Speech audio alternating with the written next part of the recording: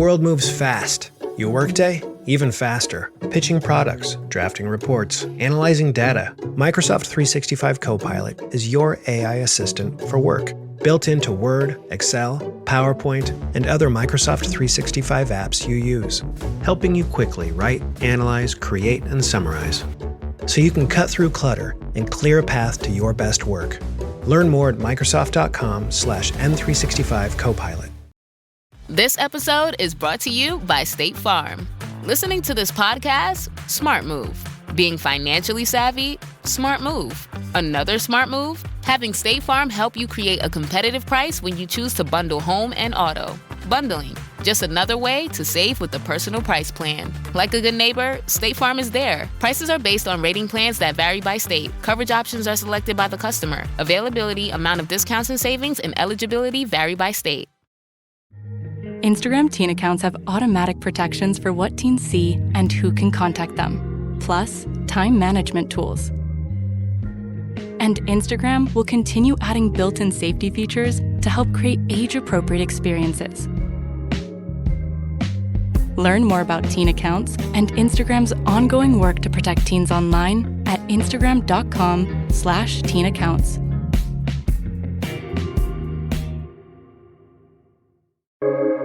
Welcome to the New Books Network. I'm Chris Holmes, and this is Burned by Books. Here you'll find interviews with writers you already love, like Jennifer Egan and Rebecca Mackay, mixed in with up-and-coming voices like Alexandra Kleeman and Rumaan Alam.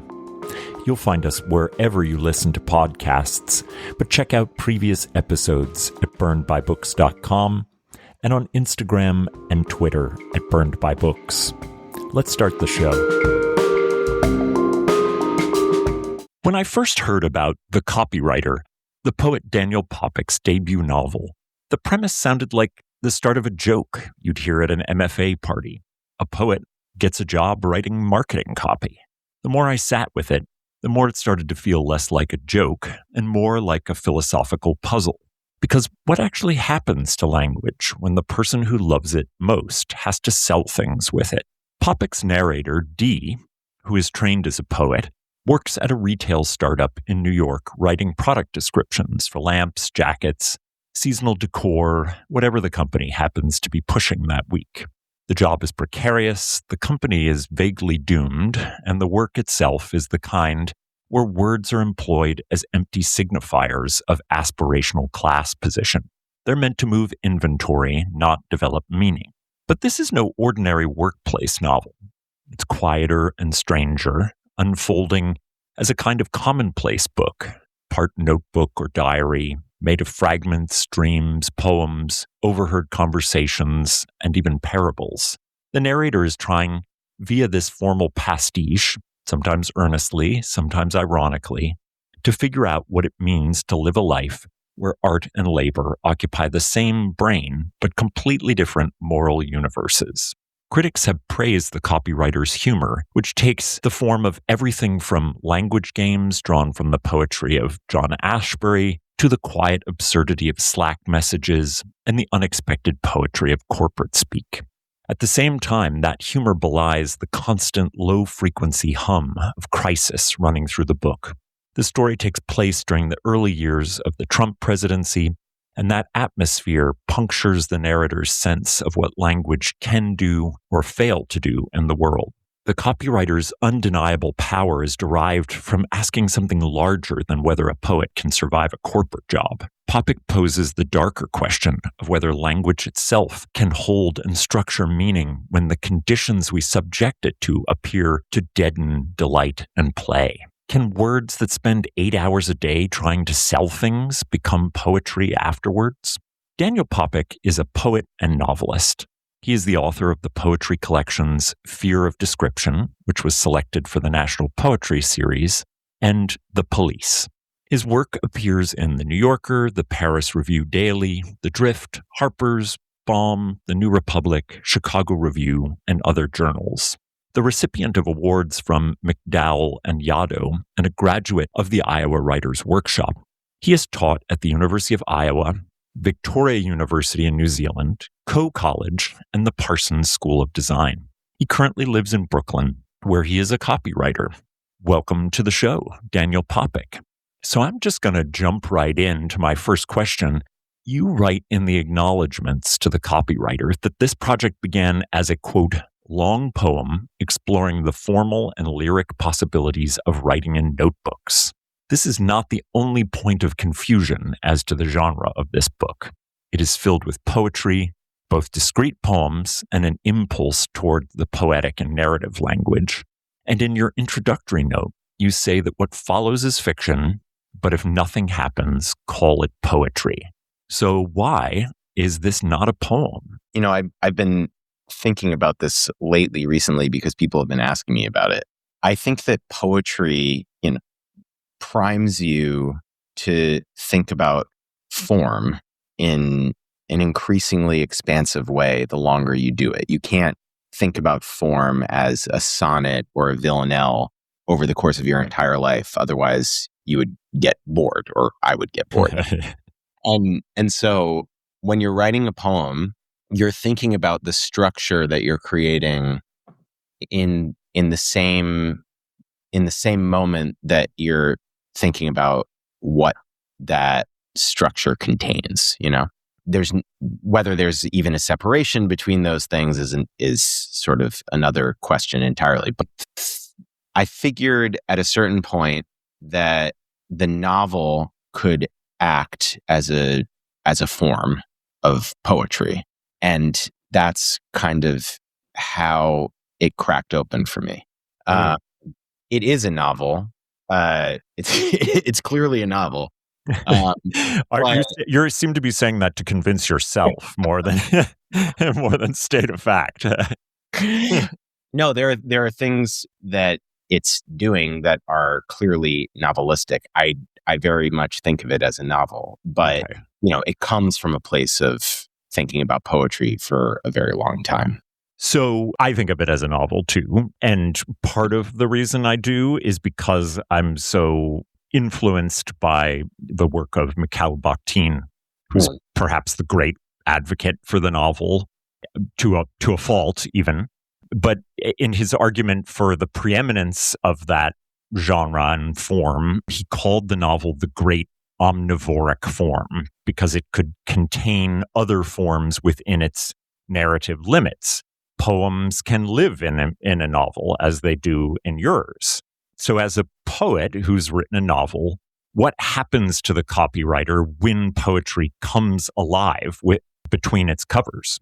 I'm caught a little bit by the Bakhtin reference, because for a very long time when people asked me why I was a poet, because I used to write short stories and fiction in college a long time ago. And then I started writing poetry towards the end of my time in college. And I would always say, well, poetry is just the biggest tent. It can contain anything. And fascinating. It's interesting to hear you bring up that Bakhtin line. The novel is a record of 2 years of this narrator's experience. And I wanted to create a structure where the reader could watch time passing. And so I think that when those poems enter the narrative, it's simply a record of what is happening to this person, this narrator, at this particular point in time during the 2-year span. It's not unlike what's happening when one of the parables comes up, or the snippet from a conversation that he's heard on a train, or some anecdote from hanging out with his friends. It's meant to record this period of time and allow a narrative to develop as it's happening rather than to determine it beforehand. I like that very much. I'm fascinated by the interesting contrast which probably isn't a contrast at all between Bakhtín's sense of the novel and your sense of the poem. And it might just be that, forms are always evolving and containing and drawing in things. But I do like that we can challenge, because Bakhtin certainly saw the novel as like eating all the other forms and winning some kind of game. So I don't think we should take him too seriously. Well, today he's right. Okay. He'll like that Yes. from the grave. So Dee, your protagonist, is a poet who has become, and I want to know if you coined this because it's an amazing term, has become a permalancer, a permanent freelancer. Did you coin that? I'm afraid I did not coin that. Damn it. That is circulating out there freely for better. Is it? Well, I mean, that's horrible that it is circulating and just Kafka-esque and terrifying. But it is a great word to describe what is happening to kind of work in general. And Dee is experiencing that form of work in the most alienated forms, almost a kind of pure test case for Marx's understanding of the trajectory of capitalism. But the drama of the novel itself draws on that state of work in opposition to something that loosely gets called the labor of poetry, or as you write it, poetry, the art of turning away from labor while performing it. Can you talk to us about Dee's attempts to understand poetry's meaningfulness as a kind of labor, even if it's turned away from, but that is oppositional in some way to our current alienated work life?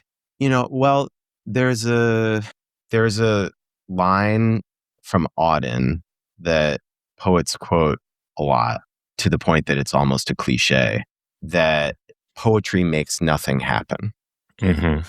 And I had a teacher in grad school who suggested that maybe that line didn't mean that poetry, has no force in the world or has no power, but rather that poetry makes nothing happen, as in in the sense of a general strike, I like that. That poetry brings everything to a halt. If I were to just generally describe the plot of the Copywriter and its form abstractly, without context, to someone, and then told them it was deadly funny, they might perhaps doubt my honesty or my sense of humor. But the Copywriter is diabolically funny. It's laugh out loud funny. And a good bit of that humor comes from Dee's job working for this retail startup as a copywriter for commercial products. And I wonder if you'd read us a sample in which there is a particularly funny use of the language of copywriting. Of course. I check my phone late on Sunday and see the news that is not news. John Ashbery is dead at the age of 90. Poets are fractious. Even among my friends, when it comes to poetry itself, we argue constantly and agree about very little. But in Ashbery's poetry, our disagreement assumes the air of a playful conspiracy. Many of his lines are so infused in our shared sense of logic, so embalmed in our jokes. Her boyfriend's head was a green bag of narcissus stems, I say to Lucy whenever I forget to take out the trash, that they feel only half written by him. To say goodbye to him means saying goodbye, on some level, to each other. I try to weep, but can't. I splash some cold water on my face and go into the kitchen to make dinner. Everything has a schedule, if you can find out what it is.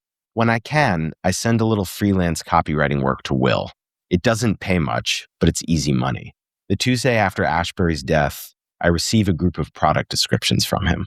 Space moves in 4 directions, up, down, and side to side. That's what makes this white imitation marble bookcase so useful. When you place objects on it, not only books, but also things, they stay still, but go literally everywhere. Have you ever seen a lamp that didn't produce enough light and over a long period of time it ruined your eyes? Not this lamp. This lamp produces just enough, all while mostly being made of wood. When you think of dish racks, you should think of postmodernity, because postmodern theory is often arid. or in layman's terms, dry, which is exactly what you want your dishes to be before you use them again. This dish rack looks like almost nothing from far away, across a large public square full of people going about their drab existence, particularly when the view is obscured by rain. But when you get close, in a kitchen, you'll see that it has a tray for runoff water, either from rainfall or from your kitchen sink, and is made of smaller, interlocking squares. It really makes you think. A scent like the ghostly hum of an electric vehicle waiting at a traffic light, a vehicle bearing children just released from a rehearsal of a school musical like Into the Woods, children whose hearts are swollen to the point of bursting with sophisticated song, but are still well-behaved, cirrus clouds stretching out over the dusk-blackened landscape beyond your windshield, like affectionate white-winged reptiles beckoning you home. That's the scent of this soy-based candle, featuring a cedar wick that crackles softly as it burns. The era of normal umbrellas is over. That's why this umbrella isn't normal. It's kind of cool. This is a cool umbrella. I walk into an empty conference room and call Will. Yeah, he answers. Hey man, how are you holding up? Oh, fine. A little sad, but hanging in. I know what you mean. Listen, sorry to change the subject. Thank you for those product descriptions. I think we need to, it's not that they aren't right. We just need to make a few tweaks. So don't be offended if you see them up on the site and they aren't exactly as you wrote them. Is that cool? Of course. I'm not precious about them. You get it. Thank you. If you submit your invoice today, the paycheck should come through next Wednesday. Perfect. Do you and Lucy want to come over tonight and read Ashbury aloud? Maybe Clepsydra? I'd rather not be alone. Thanks so much, Dan. So this is, I think, a kind of exemplary moment from the book because it combines both a sort of a grief having to do with Ashbury, who's so important to Dee and his poet friends, and then also just this wonderfully absurd Ashbury-esque take at copywriting. And I just thought, one, it must have been very fun to write, and you must, having, since you are a copywriter in your regular life, it must have been of particular enjoyment. But it also asks the question for me, which is, predominant in this novel, which is like, how is poetry different from other forms of speech? And so I wanted you to talk both about the crafting of these product details, and then maybe a little bit about how bringing Ashbury into them either does or doesn't make them poetry. Well, I heard a poet at a reading about a year ago say poetry is just a weird way of talking, ultimately. And I think that is true. And honestly, writing retail copy is another pretty weird way of talking.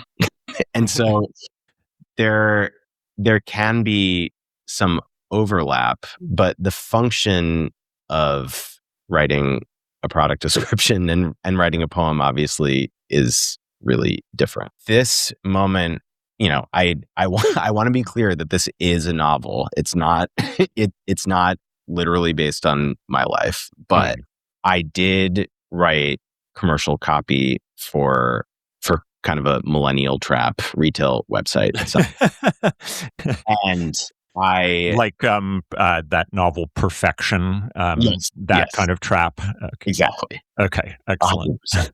And the person who hired me was a friend who was also a poet, and the two of us were in the office every day, and we got a lot of freelance copywriting work for our poet friends. And so one day, this poet sent us a series of product descriptions that were so ludicrously unusable, but so meticulous that it was impossible to tell whether he had just rushed through something.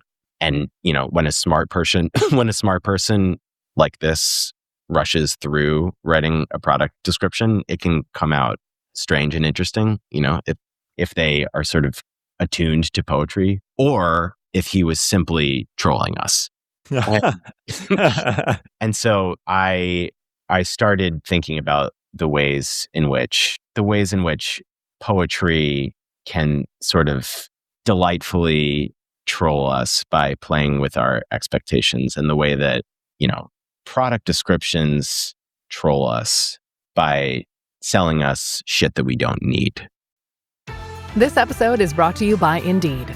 Stop waiting around for the perfect candidate. Instead, use Indeed sponsored jobs to find the right people with the right skills fast. It's a simple way to make sure your listing is the first candidates see. According to Indeed data, sponsored jobs have 4 times more applicants than non-sponsored jobs. So go build your dream team today with Indeed. Get a $75 sponsored job credit at Indeed.com/podcast. Terms and conditions apply. Zootopia 2 has come home to Disney+. Let's go! Get ready for a new case. We're the greatest partners of all time! New friends. Gary the Snake. And your last name? The Snake. Dream Team. New habitats. Zootopia has a secret reptile population. You can watch the record-breaking phenomenon at home. Zootopia 2, now available on Disney+, rated PG. And right now you can get Disney+ and Hulu for just $4.99 a month for 3 months with a special limited time offer. Ends March 24th. After 3 months, plan auto-renews at $12.99 a month. Terms apply. This episode is brought to you by Stouffer's. Here comes 3-time juggling champion Natalia Rogers. She's juggling law school, her TA job. Oh, narrowly catches the laundry. What's that 4th ball? Parents unexpectedly showed up at dinner time? Is that too much for Natalia? Not with Stouffer's Chicken Alfredo and its mouth-watering mix of Asiago, Romano, and Parmesan. When you're juggling 4 things at once and the clock strikes dinner, think Stouffer's. I mean, it leads me to the question of, Ashbery's importance to the whole book, because right. he and Proust are the ghosts that loom the largest, and Ashbery not. I mean, to vulgarly reduce him, I would say not a lover of linear narrative.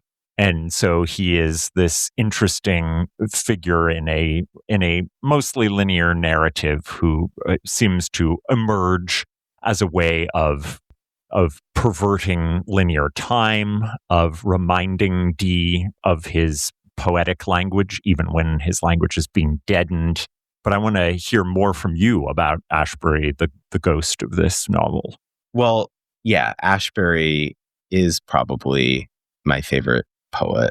He's enormously important to me. And I think that the thing that I loved about Ashbery when I first read him immediately was the way that on the level of a phrase or even a sentence, the poetry was perfectly legible and even maybe mundane, And then he would string these phrases, these sentences, these lines together in such a way that within a few moments, you are completely transported and you have no idea where you're standing. He makes what's familiar feel unfamiliar.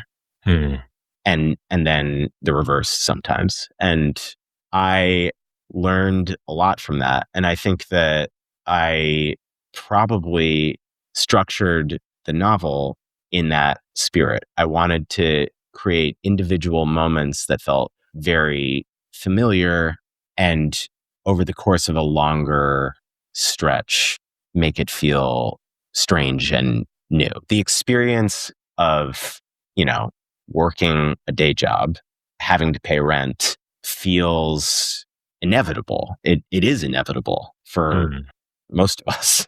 And I think that I wanted to tease out the possibility from something that feels very mundane and make it feel a little bit more spiritually enlarging, maybe, and hopefully funny as well, as you generously pointed out.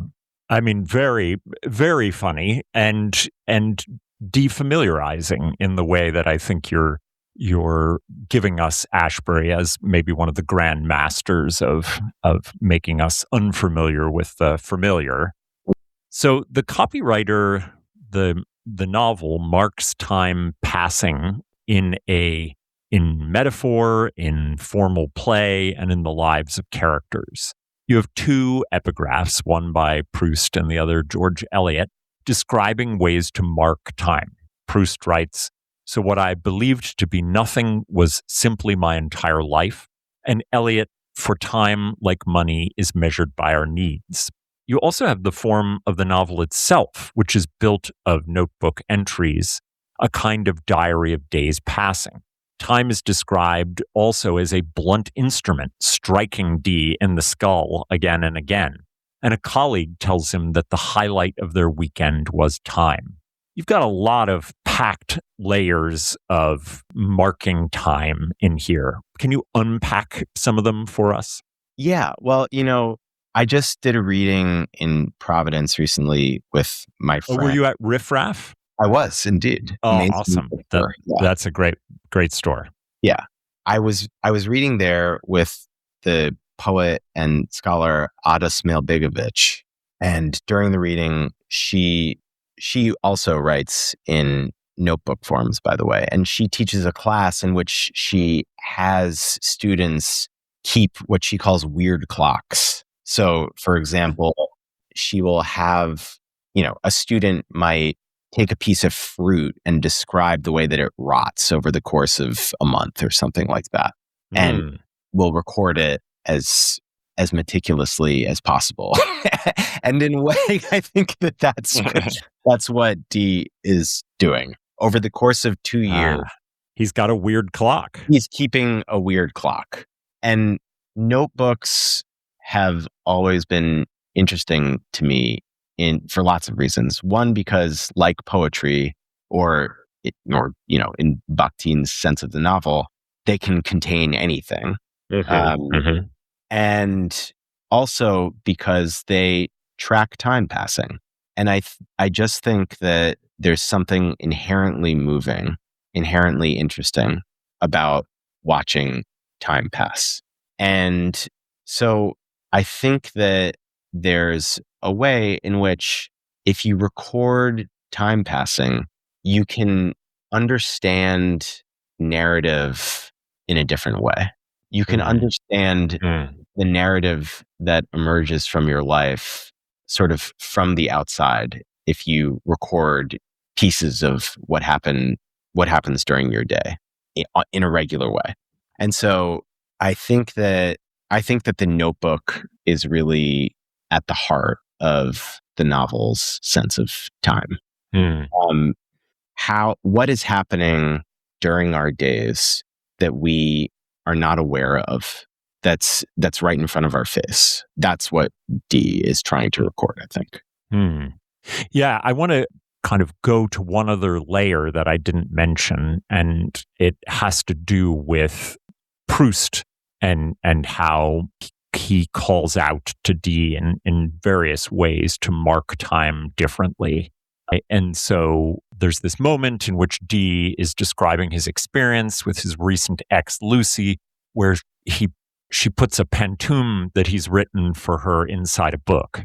And he knows she will temporarily forget it and lose track of it only to find it later.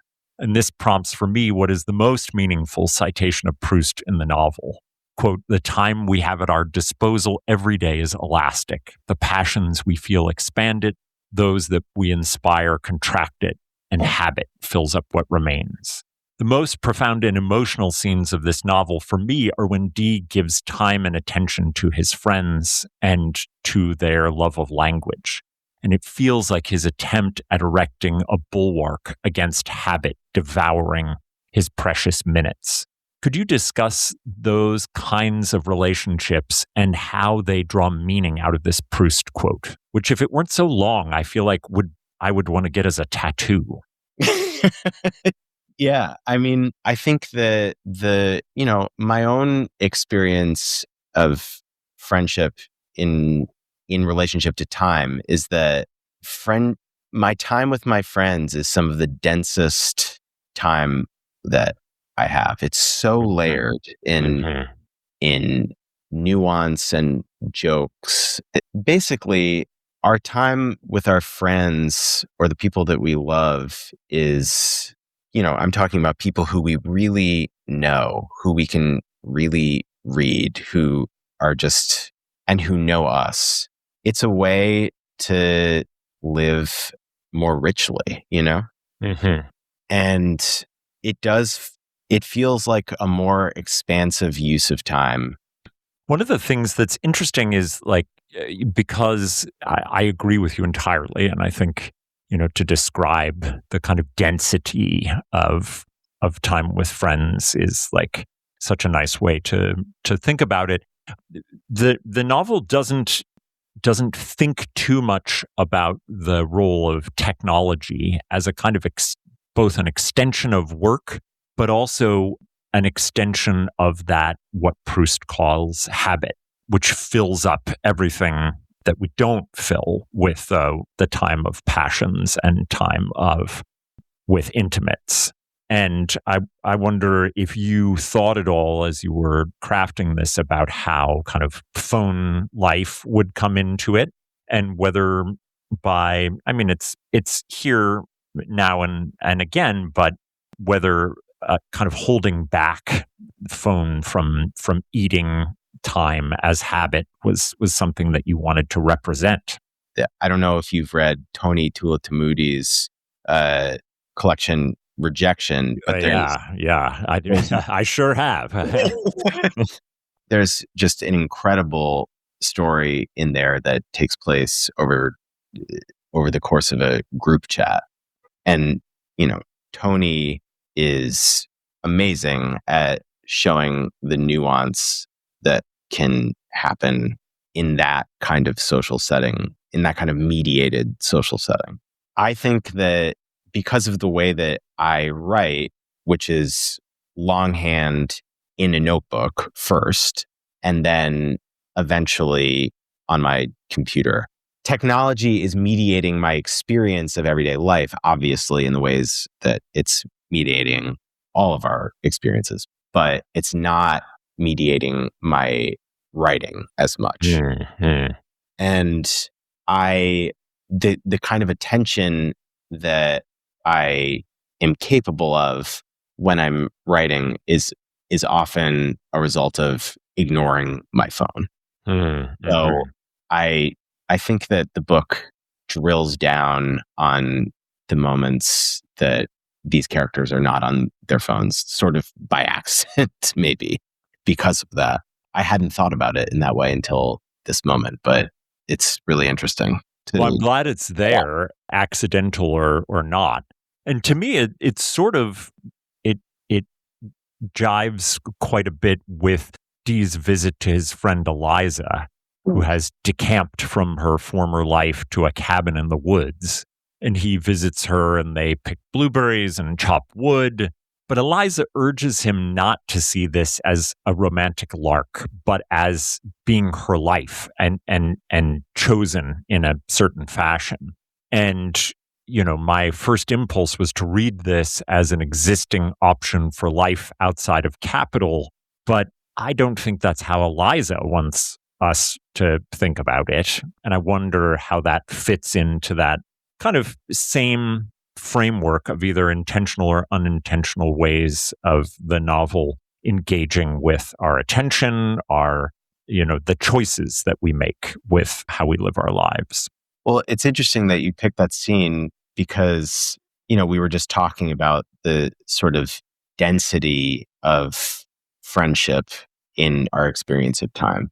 And in that scene, Dee goes to this cabin once very early, and then 8 years later during the action of the novel, he goes again, and he's waiting at the cabin, and then someone enters it. He's waiting at the cabin because Eliza has not shown up yet, but she told him to just go in and make himself at home.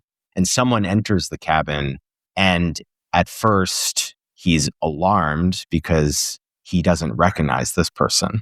And then he realizes an instant later, of course, it's Eliza, And the reason that he doesn't recognize her is because she's not online. Not online at all.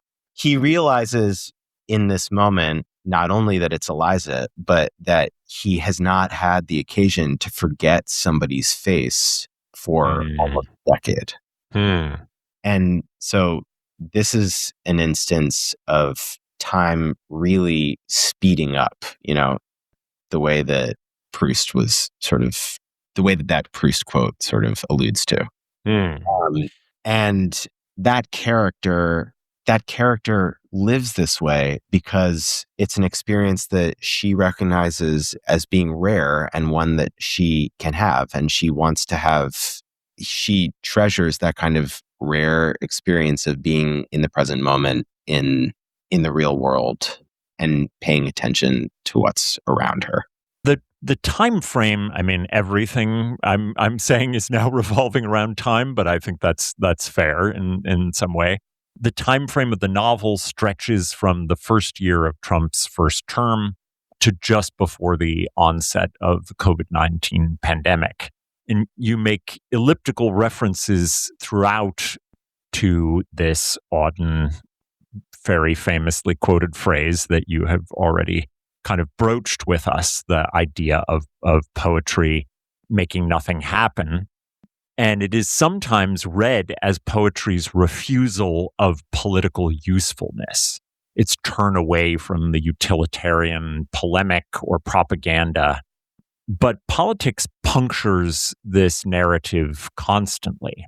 There's anti-Semitic hate acts, the Charlottesville white supremacy march, Trump's increasingly fascistic impulses. So how does Dee take up the problem of poetry that does nothing and is read by so few people, to his own admission, and the material circumstances of politics in the time of Trump? I had a teacher in grad school who suggested that Auden line, poetry makes nothing happen, might not be apolitical at all, but that might be, an assertion of value. Poetry doesn't have a lack of political efficacy, but it makes nothing happen, as in it could be a general strike, it could be a kind of refusal of going along. There's something about being a poet and organizing your life around poetry that is fundamentally at odds with making a living in the society that we live in. And so over the course of 2 years, I think that Dee is realizing that poetry might be an art of refusal. Refusing to go along with the commodification of language, refusing to make sense and make language fit into a refusal to participate in the commodification of language. And I think that a bunch of possibilities emerge from that kind of outlook. And I think that he's figuring that out in real time over the course of the novel. So, Dan, before I let you go, I'm hoping that you might be willing to recommend a couple of books to my listeners. Of course, yeah. Okay. I recently read Joy Williams' new story collection, The Pelican Child. Joy Williams is just an incredible prose stylist, and this collection is a series of sort of fairy tales almost about the end of the world and the relationship between human beings and animals. And then this amazing poetry collection called The Mirror of Simple Souls by Leah Flax Barber. It's a debut collection published by a small independent press called Winter Editions. And it's difficult to describe what it's doing exactly. They're a series of poems that theorize lost origins in different ways, whether that means the lost origin of a particular word or, the after image that you see on the back of your eyes when you turn quickly from a light source. It's just beautiful and fascinating. I love the title, The Mirror of Simple Souls. That's a beautiful title. Yes, it's a really beautiful book. Well, thank you so much for those suggestions. And I'm really so pleased that The Copywriter fell into my hands because as I said to you, it's a book that I feel like I'm going to want to teach, to just keep digging into, because there are so many layers, as I hope that my audience was hearing, in the way it deals with time, in its understanding of language, in its quest to kind of really understand whether poetry exists as something more than just a curious way of talking. But thank you so much, Daniel, for coming on and talking to me. Thank you so much, Chris. It was wonderful to talk to you. And thank you for those very smart and attentive questions. Well, that's all from me for now. My thanks to Daniel Poppick for coming on to talk about his debut novel, The Copywriter. You can find links to purchase The Copywriter and all of Daniel's recommended books at the website, burnedbybooks.com. There you'll find all of our previous episodes, links to buy a podcast t-shirt, and ways to get in contact. As you listen, take a moment to rate the show on iTunes, Spotify, and now YouTube, or wherever you find your podcasts. Until next time, this has been Burned by Books.